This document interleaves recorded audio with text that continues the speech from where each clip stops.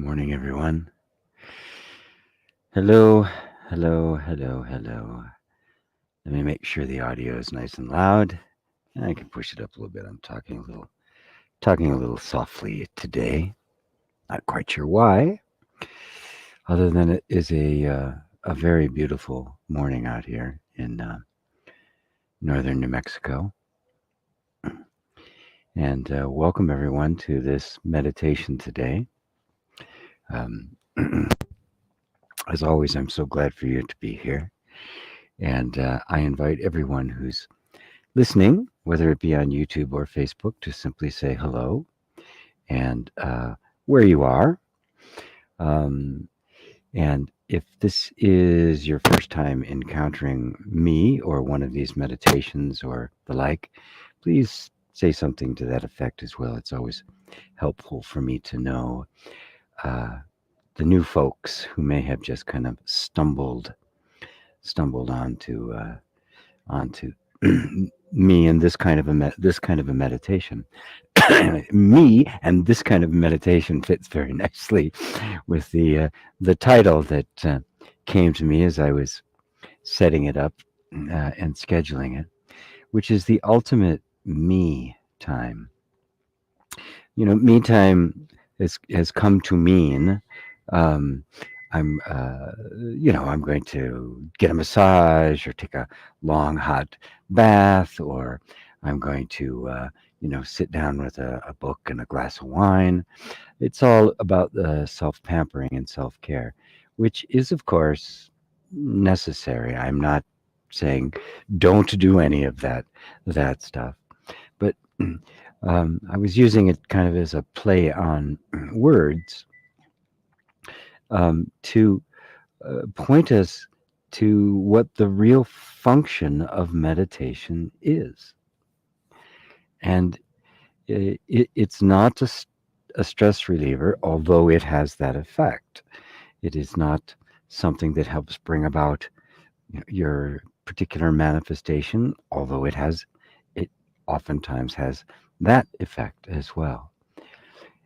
It actually has no goal. Meditation without a goal, without some objective, without trying to acquire or accomplish or become something. Now, this is completely contrary to our way of thinking. This is actually, in the deepest traditions, what meditation has always been about. Um, but as it has kind of spread out and especially come to the West, the Eastern state of mind and the Western state of mind are very, very different, a very, very different orientation. Um, and so, as many of the spiritual traditions, like meditation and Buddhism, especially Zen, Advaita Vedanta, as well as even the yogas, kind of came into the Western culture, they kind of got reduced. They kind of got reinterpreted from the point of view of the culture. So meditation, like like yoga, became very goal oriented because that's the orientation of the West. Everything is very about return on investment, right? What's this going to do? It's always a plan for an objective, which is, of course, always in the future and is never about you. It's about what you'll get, about what you can acquire, what you can accomplish, what you can do for yourself or for somebody else. But it's never really about you. So I always use meditation and bring people into a meditation that has nothing to do with accomplishments or goals. It's not about improving me, right? It's about knowing me. We spend our entire lives doing stuff, acquiring things, accomplishing things. It's just one goal after another. And there's God knows how many books have been written about setting goals and the SMART technique, right? And but nobody ever questions the I that sets the goal. We're more interested in what's going on out here than what's going on at the deepest place and part within us. Now, we have over the years become more interested in what's going on inside. The whole mind body connection and the emotions and vibration has made us much more attentive to what we're feeling and thinking inside. But it's still always goal oriented, right? The law of attraction is, well, I'm going to pay attention to how I'm feeling so I can change it, so I can shift my vibration. If you look at the sum total of personal development, self help, and many, if not most, spiritual practices, it's always about accomplishing. It's getting something or improving something. It's never about me as I am, right? It's what I can be, what I can get, what I can do. But what about me? Knowing me. The essence of non-dual, of genuine non-dual teaching, Advaita Vedanta and Zen, is that. It is not on what we experience, but the actual identity of and self-awareness of the one who is experiencing. And that's the kind of meditation I teach. It's the kind that I practice. It's the only kind I do. If you actually were to listen to all the meditations I've been doing since the pandemic started, and I think we're up to about 56 now, at the essence of the meditation, it's always the same thing. The road getting to it is different. The title, I put up there in the corner is always different. The little talk in the beginning and the questions after are always different. But they're simply different roads to get to the very same place. And where is that place? You. The goal of non-dual inquiry, non-dual meditation, and non-dual action is to know yourself as you actually are without anything additional added. To spend the ultimate me time, right? Time with actually me. Not my conditioning, not my thought patterns, not my ambitions or goals, not my desires, not my interests, not my past, not my experiences, not the stuff that I've been through, not the stuff that I want to have happen, but the I that is in every single one of those statements. This is the big difference between non-dual inquiry and everything else. Everything else, it wants to not just have a different version of you. Everything else wants to have a different version of you. It is only non-dual inquiry that isn't interested in another version. It's interested in you as you actually are. Out of that discovery arises the deepest kind of compassion, deepest kind of love, the deepest kind of allowing, patience, and the deepest wisdom, because they're really unified here. So let's do some me time. What do you say? Everybody up for it? Let's do some real, genuine me time, which means to spend time with the real me. The me that is free of all dependencies, of all conditions, that which is there the entire time. And I know every one of you, if you stop for a moment and look, will know that will notice through your own direct inquiry, your own direct perceiving, your own direct experience, that while through the entire course of your life, while everything has been constantly changing, Your body, your thoughts, your emotions, your experiences, the people around you, your likes, your dislikes have all been constantly changing. Notice there's been something there that's never changed. Something that has been a constant throughout the entirety of your life.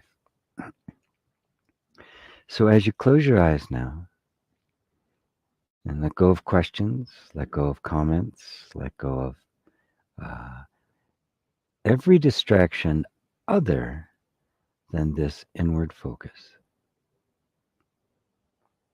So as your eyes close and you remember that there's been something the same, absolutely changeless and constant throughout your entire life,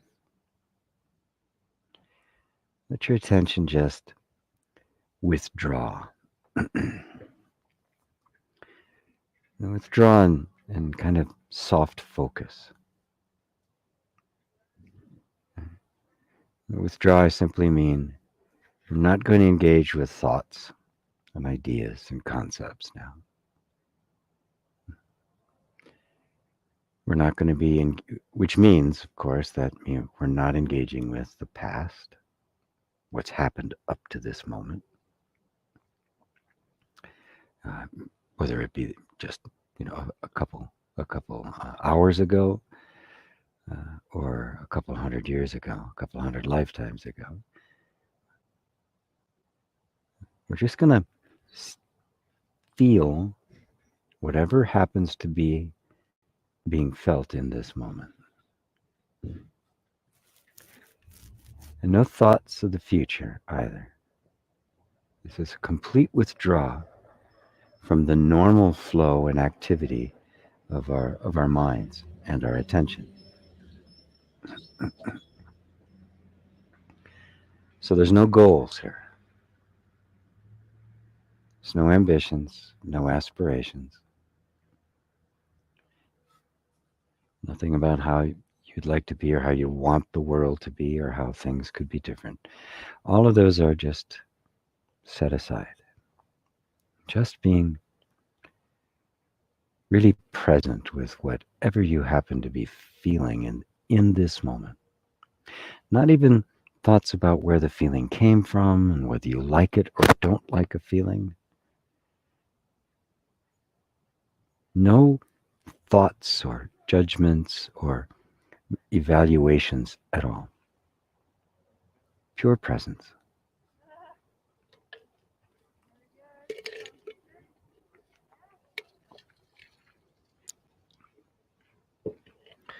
And kind of soft focus your internal gaze, kind of the third eye, as it were,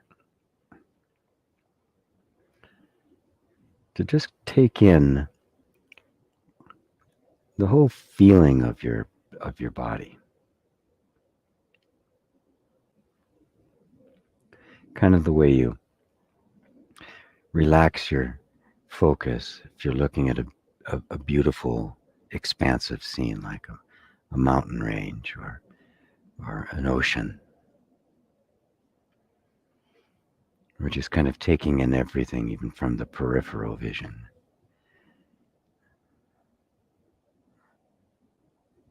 Just kind of just feel. There's no inner conversation about what is being felt. If you can, don't even name it. There's a feeling of tension or discomfort. Don't name it tension or discomfort. Just feel it without a name.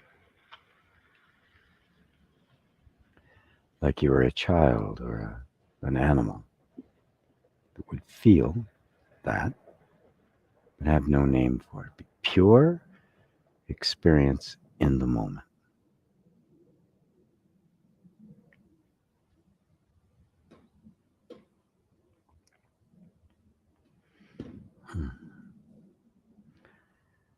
Now you can notice the effect of just this very simple focus of attention, just here and now, it has quite an effect on the whole energy system.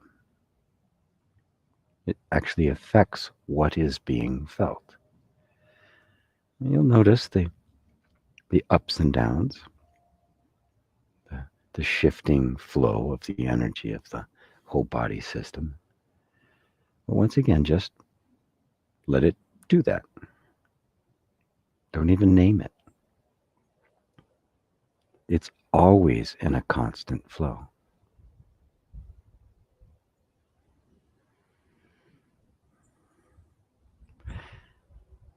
And now, what's noticing that it's in a constant flow?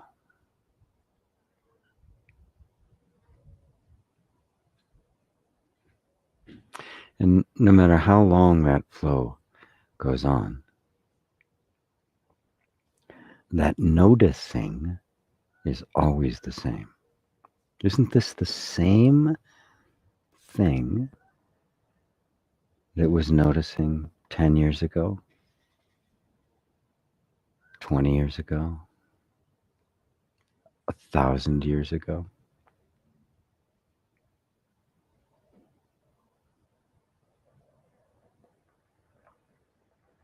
Now, isn't that you?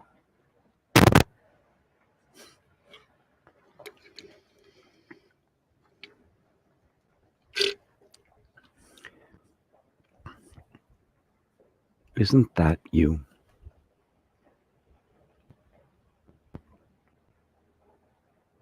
Pure you. Notice that feeling of just me. Doesn't need a name. Doesn't need any thoughts to support it. Doesn't even need an explanation.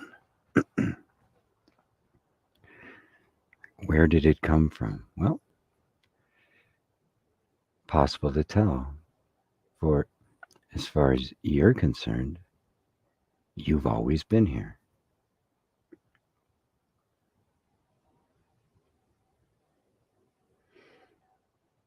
Experience has been vast and diverse, but it's always been you experiencing it.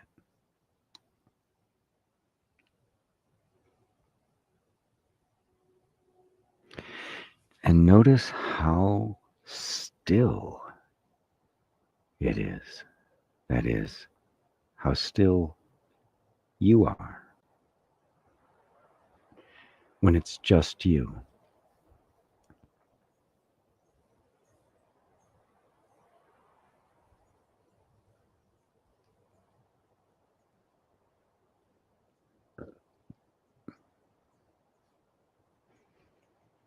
This seeingness, you might call it, or knowingness, is absolutely still.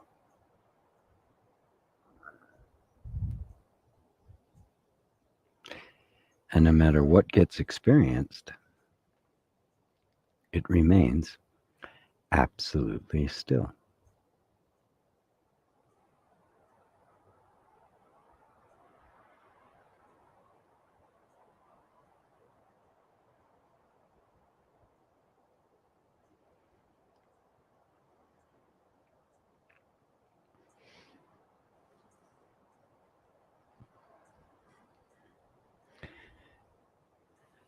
Now, I want you to also notice that this is not imagination. That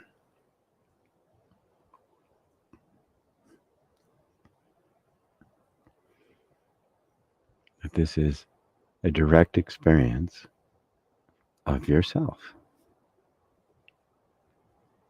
the ultimate me time.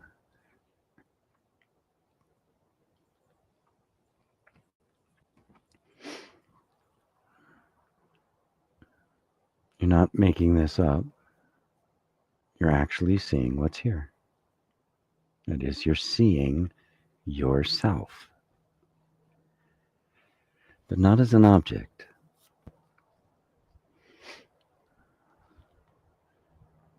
Not as something like in your house or a tree or It's a different kind of seeing. It's just knowing.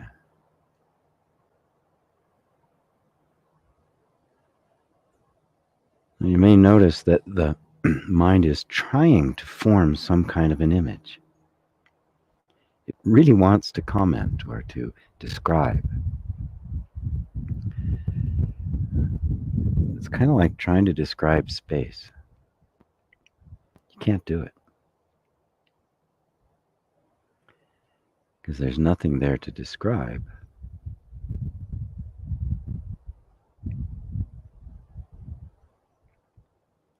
You're simply aware of being aware.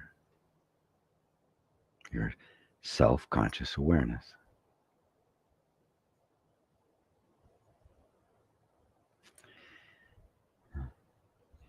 You are space-like. But actually even more subtle than space. Because you perceive space. It doesn't perceive you.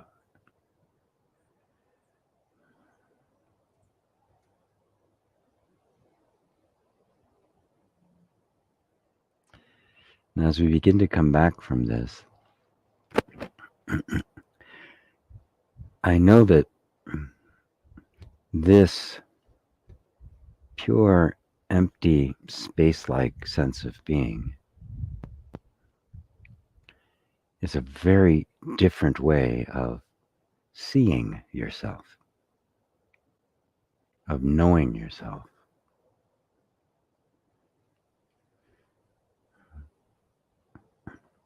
And therefore, during the day, the habit of thinking of yourself as some form, a body, a mind, past, future, beliefs, and the like,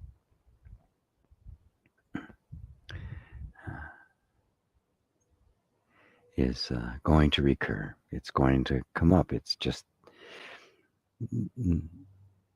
your experience of you as you actually are has nothing to do with your mind. The mind cannot see you any more than it can see space.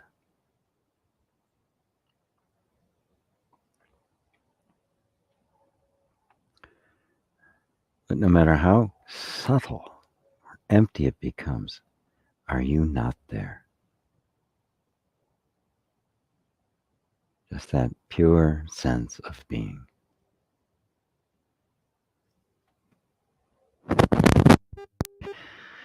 So take a deep breath.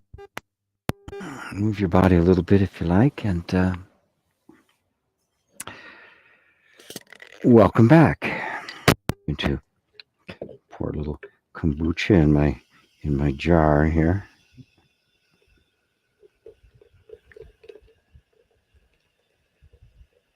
I'm going to pour a lot of kombucha in my jar. There we go. Very good. So let me say hello to people on this beautiful, beautiful day. Rosario, you were the first one here. Good to see you. Mary in Niagara Falls. Rosario's in Spain. P.S. Good evening and morning to y'all. Hello, P.S. Robbie is from Romania. P.S. is from Germany. Dale in Massachusetts. Getting ready for the tropical storm to hit later today. Has it gotten all the way up to Massachusetts already? Wow. That's amazing. Ava, namaste, Georgie, and everybody here. Hello, Ava, SAS, which is Casavadas in India. So good to have you. Brian in Virginia, good morning. Dorte, love to see you too, Dorte. Janet is in Glasgow, Scotland. Mary Beth, good morning to you. Rita in Latvia, so good to see you, Rita. Roberto in Madrid. Roberto says, nice piano music. Thank you. Whoops. How do I get rid of that? I got somebody I turned on. Sorry about that. I hit the wrong button. Nice piano music. Thank you. Thank you. I just decided I just kind of got the hankering to finish some music and put it out there. So, so I have. so, uh, so I've done it because I've got dozens, maybe hundreds of songs laying around. I figured I might as well share them. Yeah. Uh, Tatiana says, "Good to hear you now. Good to hear you." Penny says, "Good morning, GP and everyone. Are we in synchronicity? When are we not?" Synchronicity is just the way the mind likes to look at things because it can't grasp oneness. So when it sees things operating together, like, ooh, there's a mysterious force between. Well, there isn't a mysterious force. The mind simply cannot grasp the reality that there's one intelligence, that this is simply the image in the mind of God, and that God just happens to be you, consciousness, pure awareness. Rosario, I also enjoyed the piano music a lot. Thank you. Oh, you're welcome. Um, Linus, a late hello. Hello to you. Mary says, great laser pointed meditation. Thank you. Glad you. I'm glad you see it that way because that's what it is. The thing I like to point out is that this doesn't require multiple lifetimes and 30 years in a monastery. It doesn't require vows of celibacy or poverty or extraordinary meditating up in the snow or wearing funny clothes. See how direct it is. I mean, let's face it. The truth of you must be immediately and readily accessible to you. If it is the truth of you, right? It must be immediately present with you at all times. So this can't be complicated, right? It has to be simple. It has to be direct, right? Nothing extra, no special processes. Just look. Just look. I get a kick out of these various these elaborate processes we go to, and these things we have to do, and we chant 108 times. And I mean, I know some friends they teach mysteries and all sorts of uh, interdimensional beings and angels and oracles and all sorts of stuff. It's all well and good, but you're the truth. The only thing we're trying to find is the truth of me, right? So if there's a guide or two along the way, great. But what could be more direct than simply being you? Than simply removing everything that isn't you and what's left? And that's what a meditation like this does. That's the whole point of it. That's the whole point of it. It's already you. There's nothing special you have to do. Right? You simply have to look. And so a lot of these things, as interesting as they are really quite a distraction. The mystery schools and all these kinds of things and all these different dimensions and layers and all that stuff. It's all the mind. It's all the mind. And you didn't need the mind at all to just come to, oh, I'm here. And the mind cannot fathom it because you're not an object. The mind can lifetime upon lifetime with the most elaborate theories, most elaborate ideas, and analyzing this and that, and not for one moment ever stopping to just turn towards the source of the mind, that which the mind is reporting to. Because without that consciousness, there is no mind. Without the perceiving consciousness, it doesn't matter how the elaborate story wouldn't exist. There'd be nothing. Without consciousness, there's nothing. So what's the most fundamental? Consciousness. The simple fact of your own awareness. Aware of being aware. That's it. How simple. Now you can enjoy everything, right? Because no theory, however beautiful or elegant or elaborate, can capture you. I don't care how many dimensions you go to, right? It's not even close to the infinite. The infinite being total emptiness. Right? The emptiness can have infinite can have no identity, shape, or form at all, or it's not infinite. So it can't be a dimension. It can't be the dimension of the infinite, right? Because that would put it in a box. Maybe a really, really big box, but a box nonetheless. So,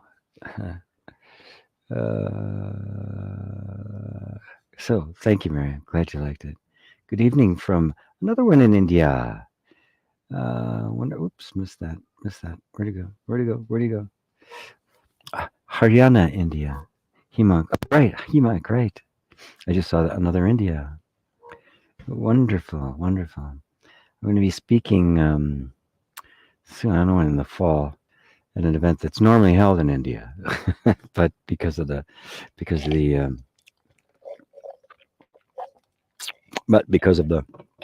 pandemic, I'll probably be speaking right from here, right where I am, because this is where I get. This is getting a little breaking up a little bit, because this is where I have the best reception until I find another place to be, and at some point, hopefully, that'll pop up.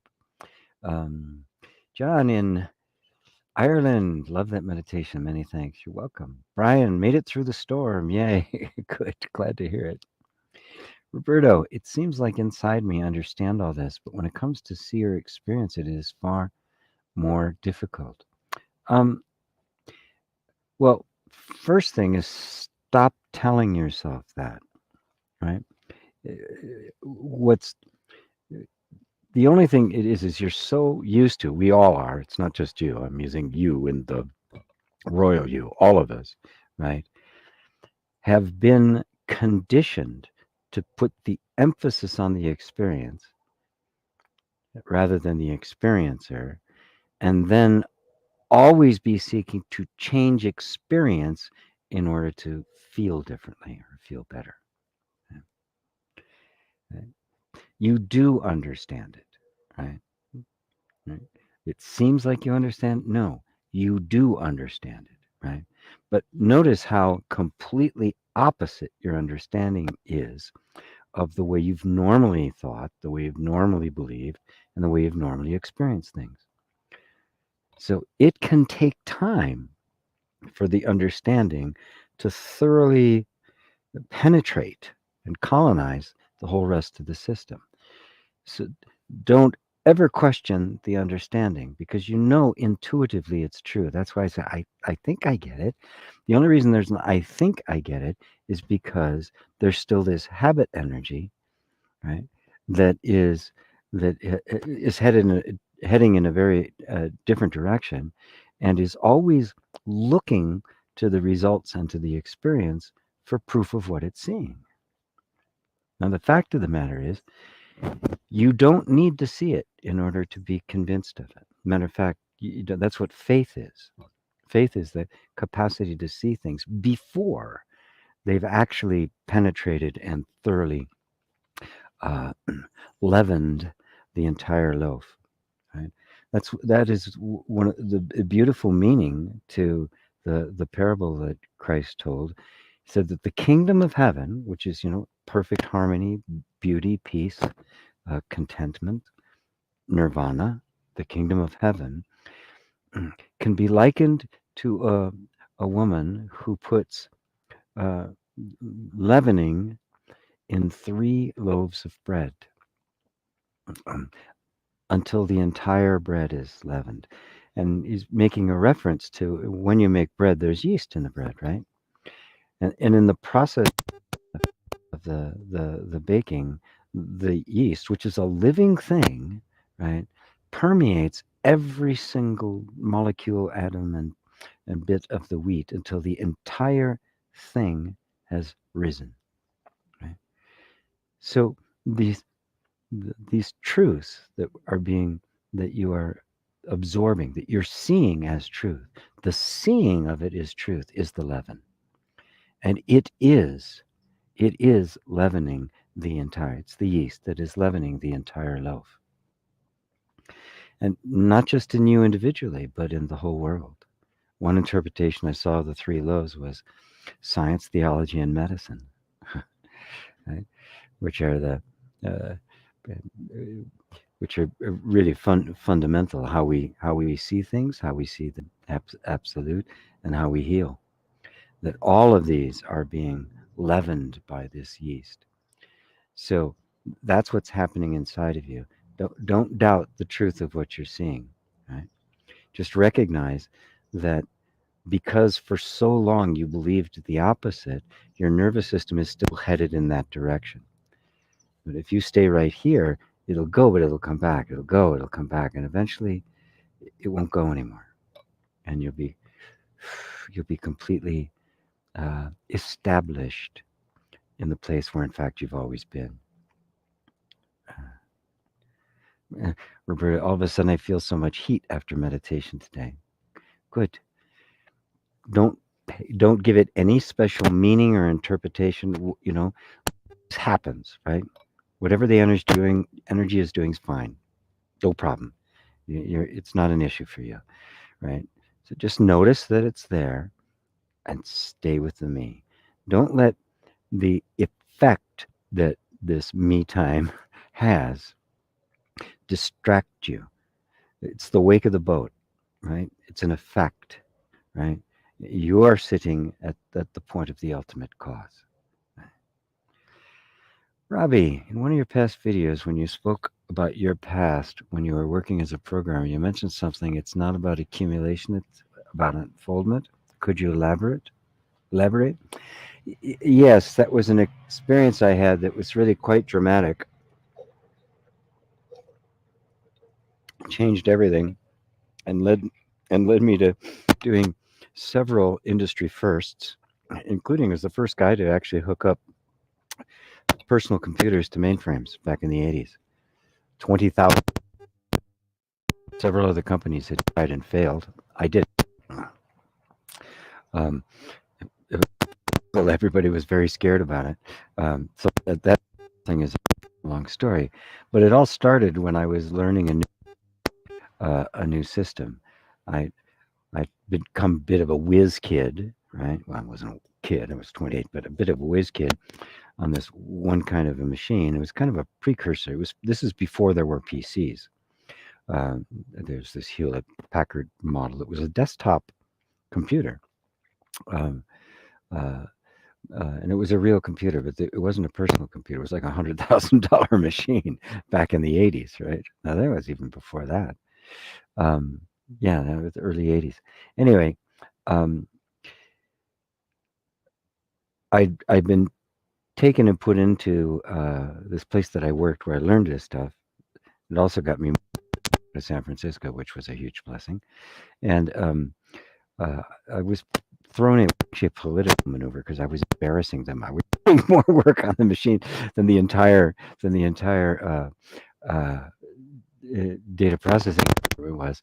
So they kind of dragged and brought me in. All of a sudden I had to sit at a little desk and work on it, and I was completely overwhelmed. It was a mainframe computer, right? These are it's completely different world, working with other people, these processes and all sorts of things. I was completely out of my element. I was no self-taught, right? Well, I thought, okay, well, I've got to learn this.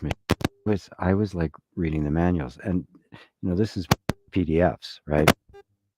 So the manual was literally, about 6 feet high and about 8 feet long. Were these racks of these manuals, these big thick books, and I was taking them home and reading them. So I'm on the bus, right? And the more I read, the less I understood. I had no idea. I wasn't an engineer. I was a musician, for crying out loud. I had no idea what any of this stuff was, and I was getting more and more concerned about my future. I went from being a hero to being just this incompetent dote. And I'm reading, and the more I read, the more confused I got. And but of course, this was after my experience on the bridge. This is after I was gotten used to these voices talking to me. And so I'm reading this book. This voice says to me, Greg, it's not about accumulation, it's about unfoldment. And it became immediately clear because I was gotten so nervous, I'd started trying to grab knowledge instead of letting the knowledge come. I closed that book and I never read another thing about computers after that. Well, one thing, about 2 years later, there was a little article, and that one article about finite state automata just grabbed my attention. I started playing with it, and that was the technology that allowed me to create the first that first interface, switching systems for the New York Stock Exchange. Just one little piece of thing. It was a little two-page article. That was the only thing I read about computers since then. So what I discovered is that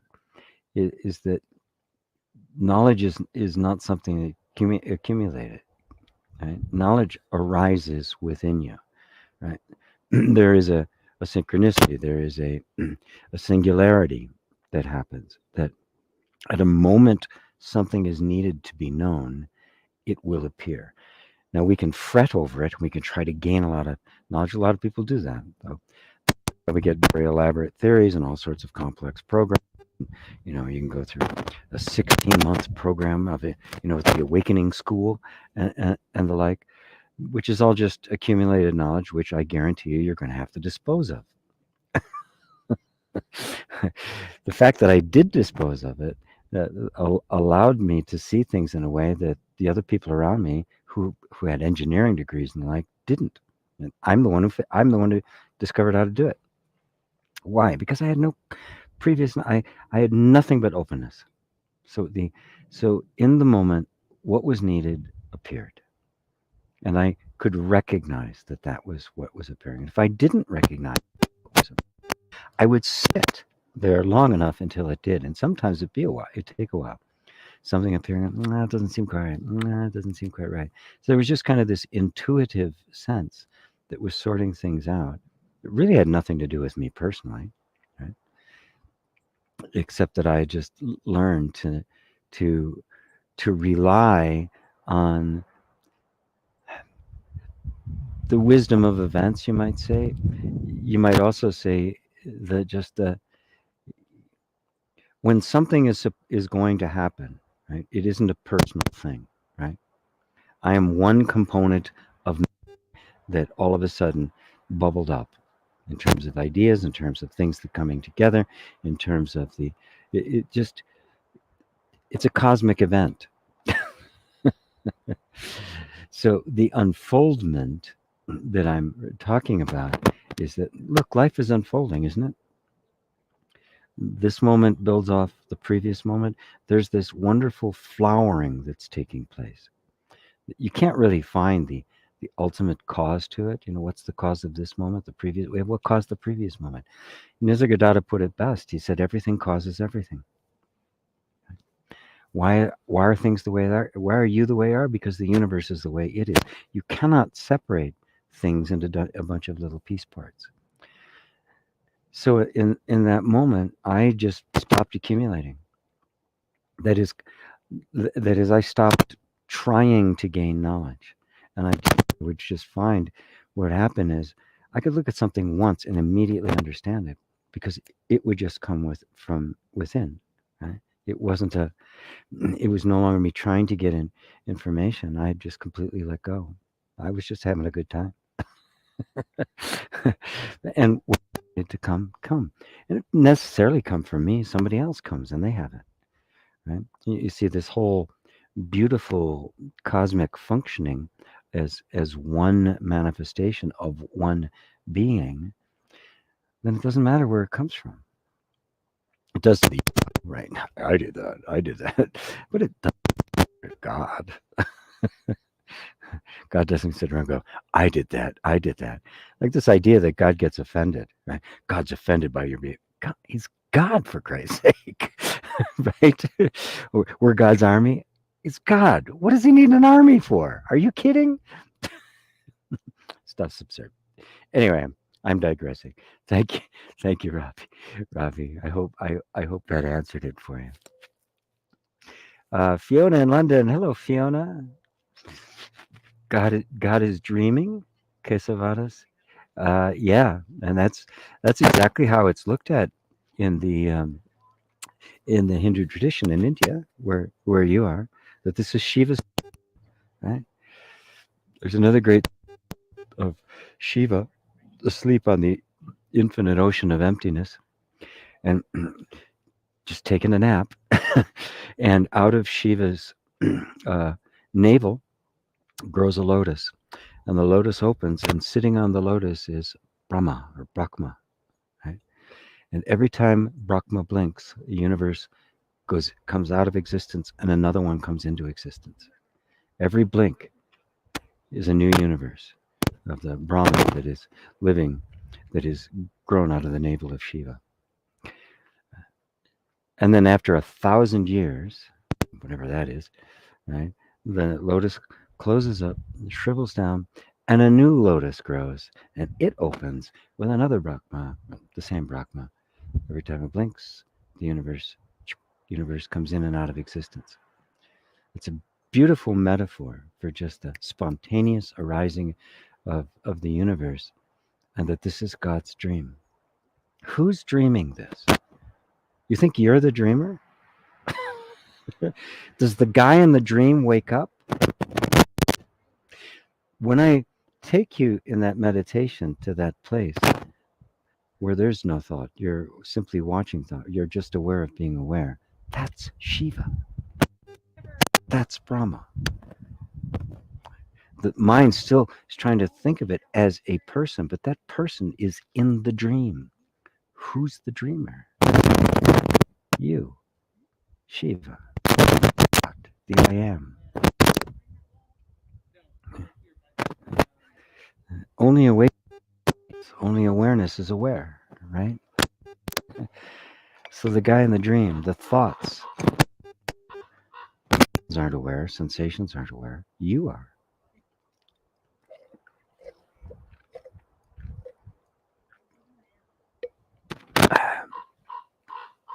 How is that, Casavadas? Casavadas. Mary Sykes.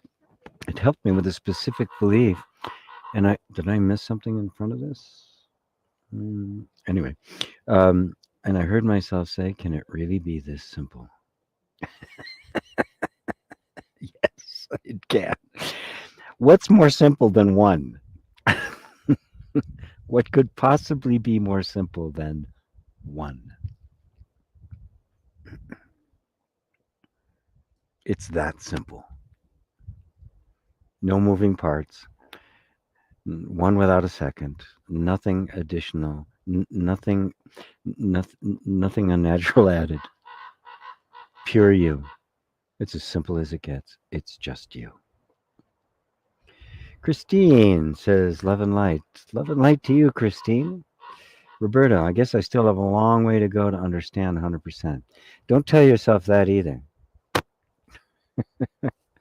Don't tell yourself that either. That's just the mind saying, "I got a long way to go." I mean, how far do you have to go to get to yourself?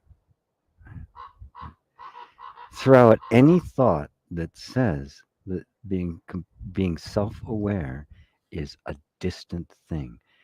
It's already here. The awareness that is aware is the self-awareness. That is the self. The awareness you're experiencing right now is already pure.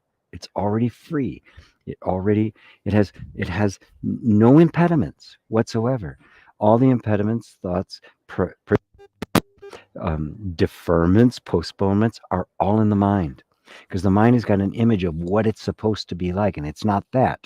So we're on our way.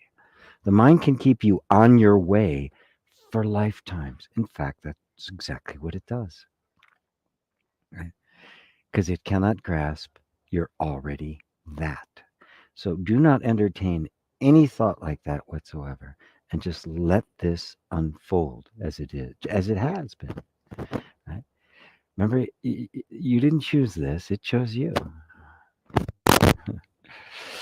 Mary, the reason it's easier to meditate with your guidance. I need some time reminded to stop following the mind.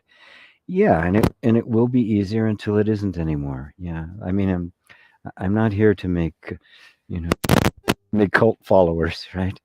Oh, you can't meditate, but you need me, and you're going to need to just follow me for another 10, 20 years and give me all your money while you're at it.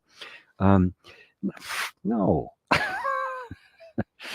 you'll need me as long as you need me, and then you won't need me anymore, right? Or I'm gonna die and leave, right? And they won't have me anymore. So, but don't worry about it. Whatever, right? God could raise up 1,000 of a million of me, right? A million of anybody, a million of Ramanas, right?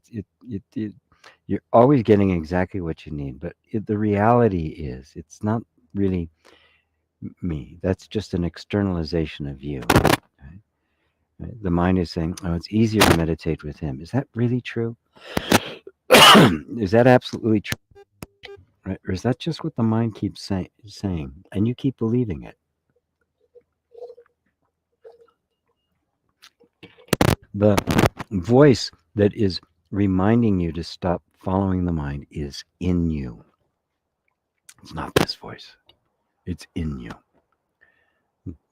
The very same, the very same, and consciousness that is speaking through this voice is also speaking through your voice. Ava, what a profound and deep meditation.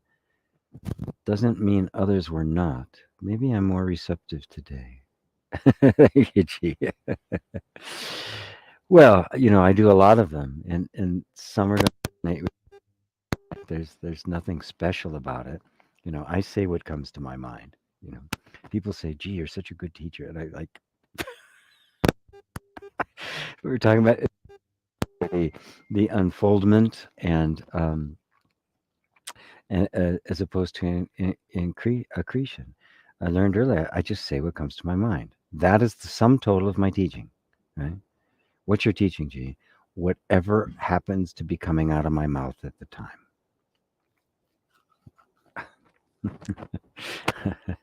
So for you, the others weren't, right? This one struck you. It was today, it was the mode, it was, who knows? The stars were aligned, right? whatever it was. The aliens were assisting us, whatever it was. It, you know, and that's all that matters, right? That's all that matters.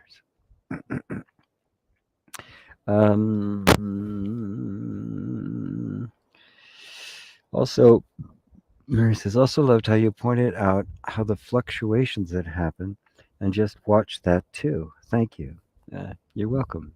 Yeah, they are just happening. But are you fluctuating? Is the seeing of the fluctuations fluctuating? This stuff is it's subtle and nuanced, but it is the seeing or the knowing of the fluctuations. Is that fluctuating? I mean, to grasp that which is actually doing the knowing is not fluctuate, is not in flux. It is not changing. It is not coming and going. Right? It couldn't. You're always here. Right? So there's the spiritual notion, the spiritual mistake that somehow this knowing of myself makes everything harmonious. Right? Now it does make things more harmonious. But nothing can stop the fluctuations of life. Nothing can stop the yin yang. If you do, you stop life, right? Because that's all it is. is the is the is the vibration of the yin yang. But if I believe that it is, then I'm going to always be doubting myself when things aren't blissful. When I'm grieving over, oh, I shouldn't be grieving over that loss. I shouldn't be feeling that, right? Well, nonsense. That's what you're feeling. Is that which is aware of the bliss and aware of the grief any different? Is it somebody else aware of the grief and this guy is aware of the bliss? Or is it the same knowingness? And is the knowingness itself in grief or in bliss?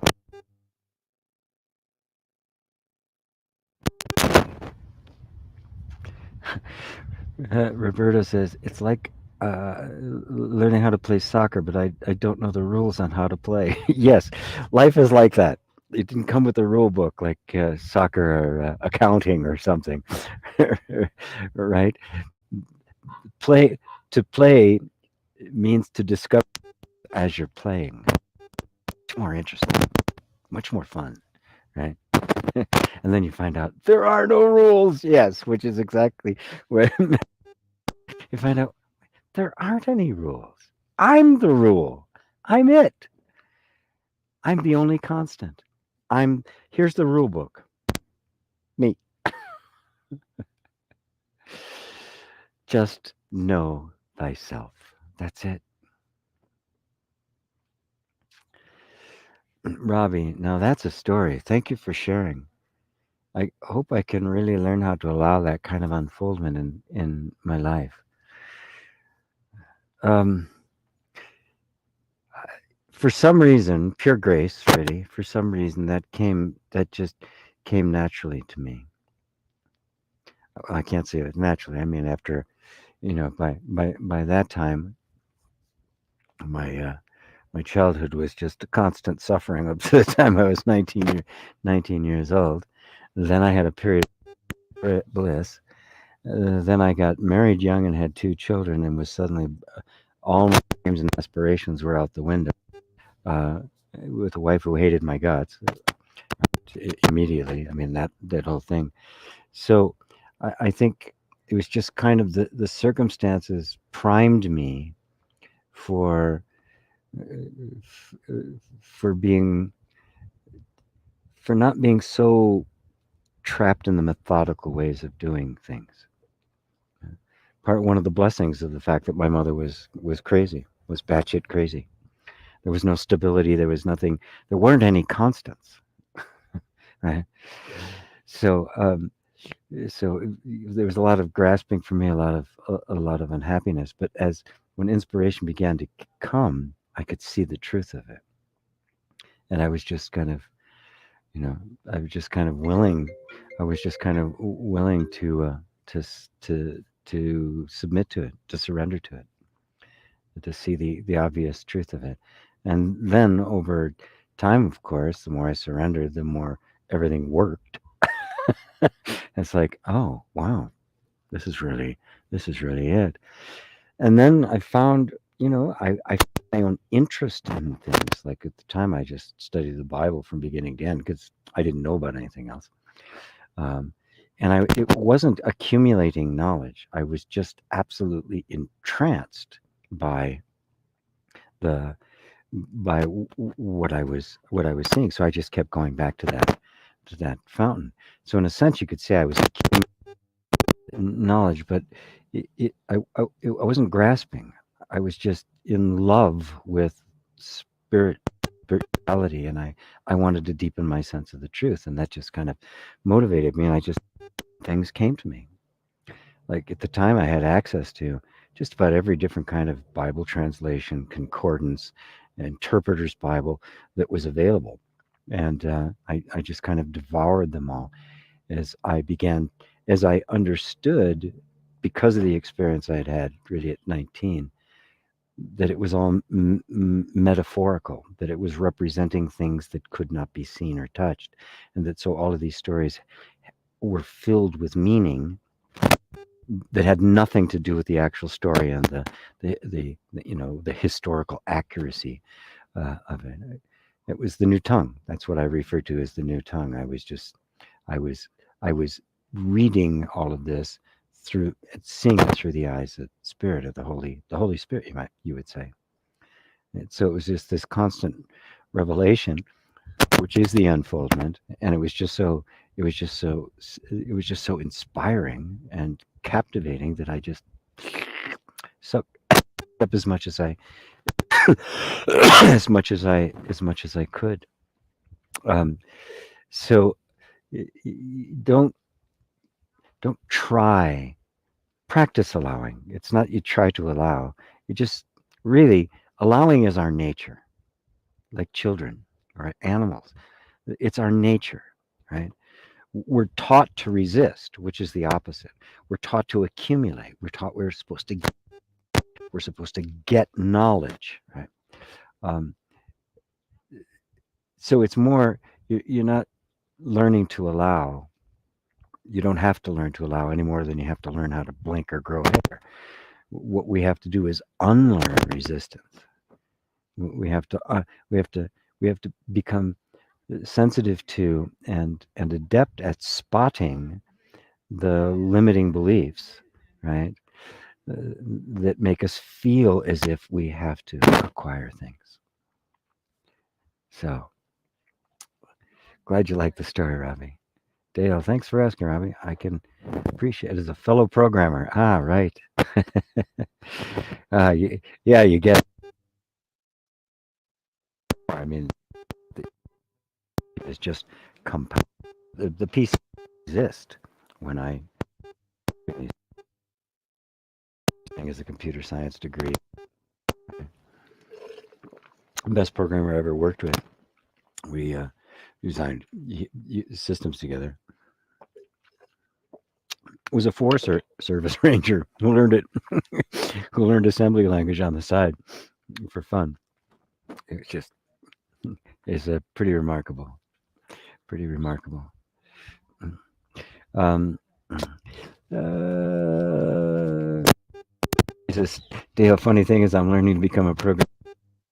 Very good. Ava, it has just come to me that maybe your music, which I was listening in the morning, together with this impressive image, made me more receptive. This image I still have in my mind. Yeah, it could be. I mean, it's not like I'm consciously trying to embody, these ideas, non-duality into music, right? But it's just a part of my self-expression from my entire life. It, it's just always been there in one form or another. Thought I was going to be a composer, right? Life had another idea. Obviously, I was my true calling is doing this, but at one time I thought I was going to be a rock star. A little late for that. A little late for that. Yeah, I can't bounce around like that. Robbie, let's see. Where did I miss somebody? Roberto, what can I tell myself, GP? It's like everything I say to myself is incorrect. Cool. Now just notice, Roberto, because I'm going to make it really simple for you. If you didn't know what's correct, how could you spot what was incorrect? The very act of going, that's not right, that doesn't feel right, indicates that you already got it, right? And that discernment, that discrimination is expanding, right? Now, before you were just you, it was just you. You lived in these beliefs. You lived in that fear and anxiety. You've come out now, and now you're looking at these thoughts, and yeah, they still may grab you. Fine, right?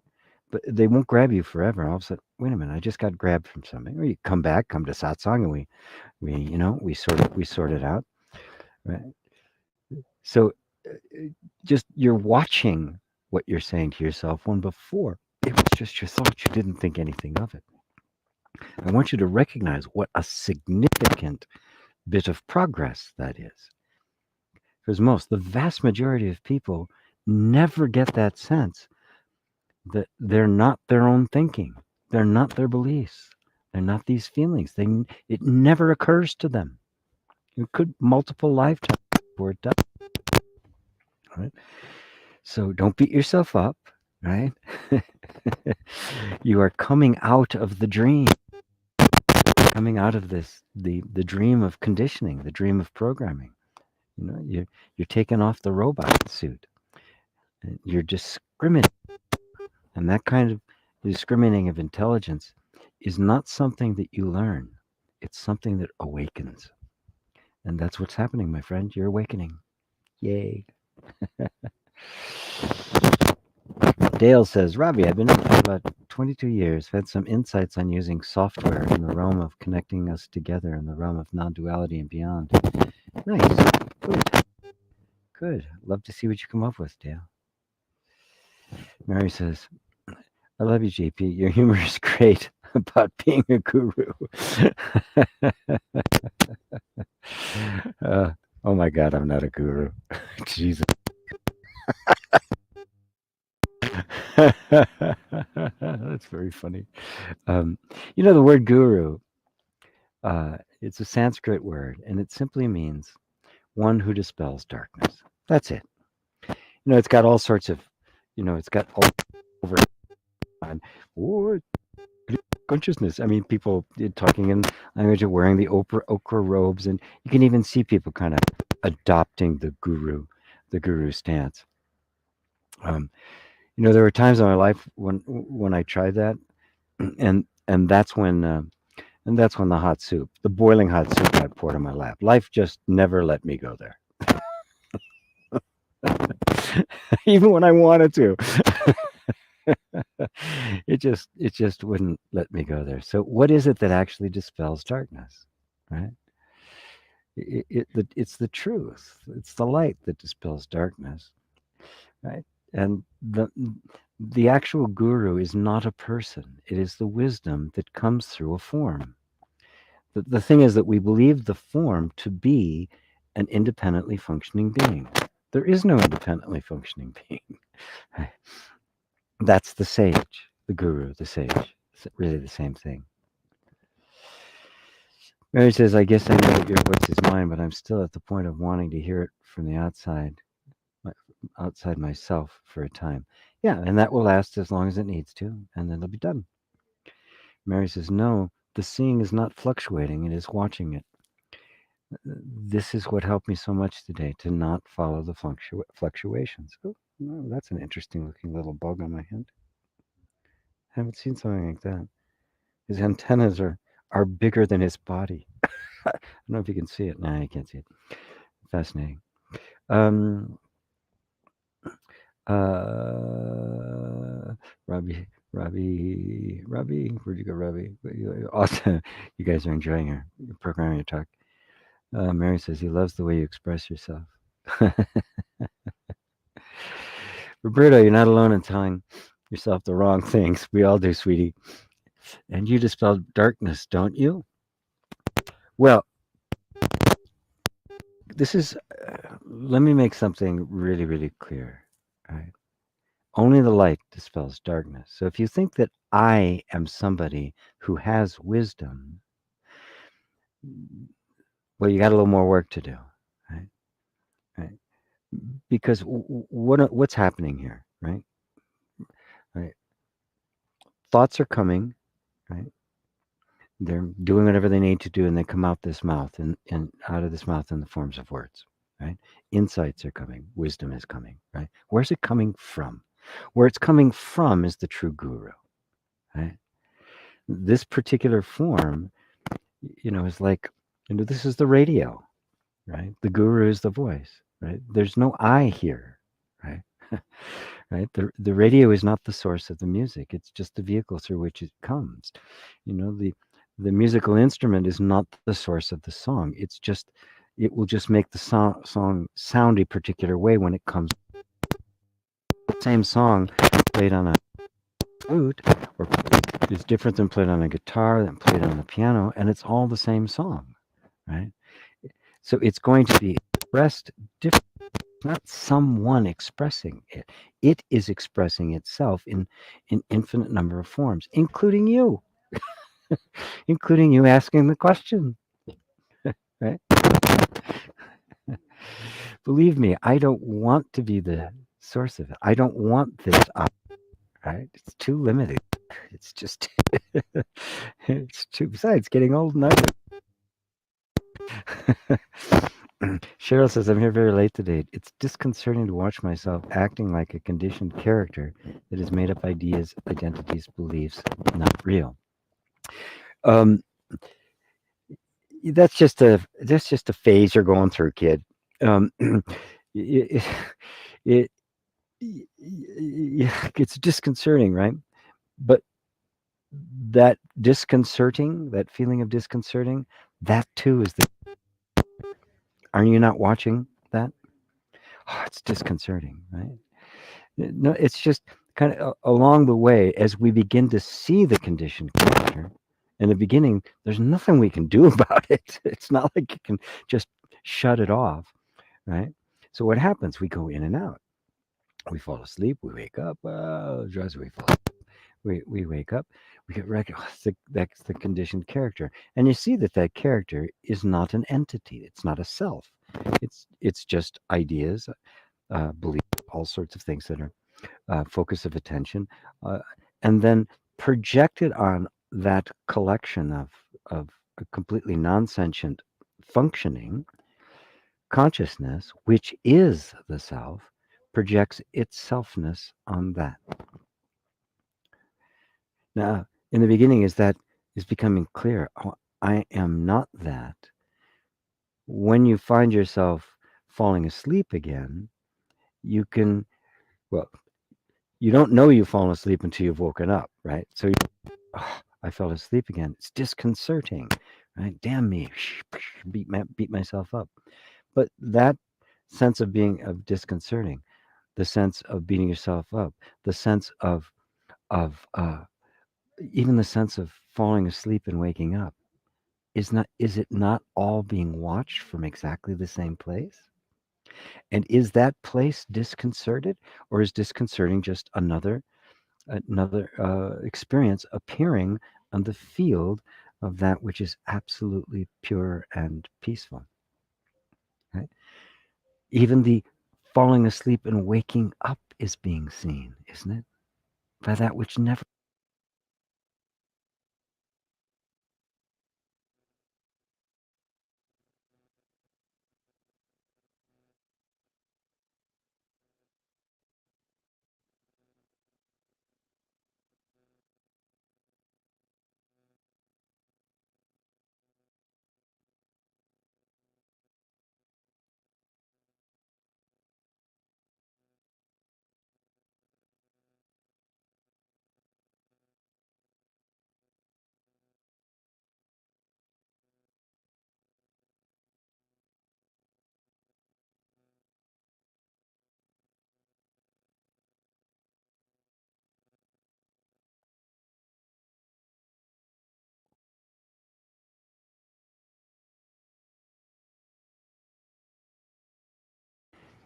Oh, I see what happened.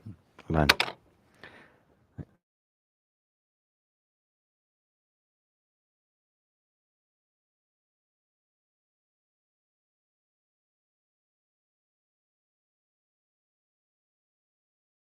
Okay, can you hear me now? When did you lose me? When did you lose me? See, I was answering Cheryl. Did you hear everything I had to say, Cheryl? And then I got it and I said, yes, back. Okay, good. It doesn't sound as good right now, right? Yeah. Well, I was bringing it to a close anyway. These meditations keep getting very, getting longer and longer and longer. Um, well, this is what I love to do. What can I say? All right, everybody. Until next time, thank you so much. Love you. Namaste.